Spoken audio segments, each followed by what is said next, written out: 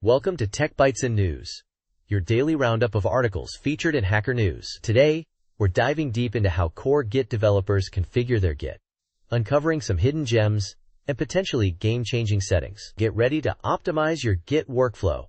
I'm all ears. What are some of the most impactful settings we'll be discussing?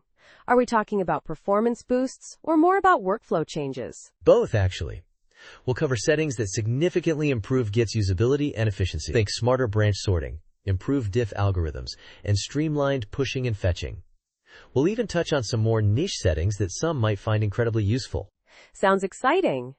Let's start with the branch sorting.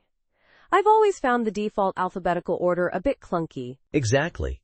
The branch.sort equals -committer date setting sorts branches chronologically, putting the most recently updated branches at the top. Coupled with column.ui equals auto, which formats the output in columns, it makes navigating branches a breeze. It's a simple change, but it makes a huge difference in daily use.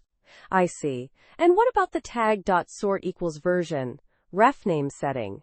That sounds like it could be a lifesaver for projects with many tags. Absolutely. It intelligently sorts tags based on version numbers, preventing the chaos of alphabetical sorting, where version 1.10 might appear before version 1.2. It's a small change, but it dramatically improves tag readability.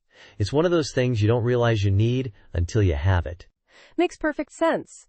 What about the diff settings? I'm always looking for ways to make diffs easier to understand. The diff.algorithm equals histogram setting is a big one. It uses a more advanced algorithm than the default, resulting in clearer and more intuitive diffs, especially when dealing with moved code blocks. It's a significant upgrade in terms of readability. We'll also discuss diff.colorMoved, diff.mnemonic prefix, and diff.renames, which further enhance the diff experience. Wow, that sounds impressive. I'm particularly interested in the histogram algorithm. Is it significantly slower than the default? It's a fair question.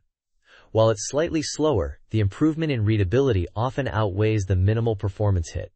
For most users, the difference is negligible, but for very large files, the default might be preferable.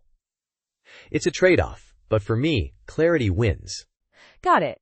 What other categories of settings did the article cover? Besides the clearly makes Git better category, there's why the hell not, which includes settings like help, autocorrect equals prompt, which prompts you before autocorrecting commands, and commit. Verbose equals true, which includes the full diff in your commit message editor, providing more context. Paracased.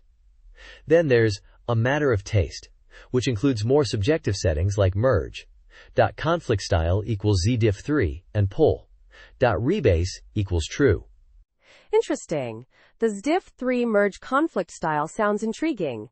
I'm curious to try that one out. What's the difference between diff3 and zdiff3? zdiff3 is a more advanced version of diff3, offering a slightly improved presentation of merge conflicts by including the base version of the code in addition to your changes and the other branches' changes. It's only available in newer Git versions, though. If you have an older version, just use diff3. Fascinating. This has been incredibly insightful. I'm definitely going to be experimenting with these settings. I'm glad you found it helpful.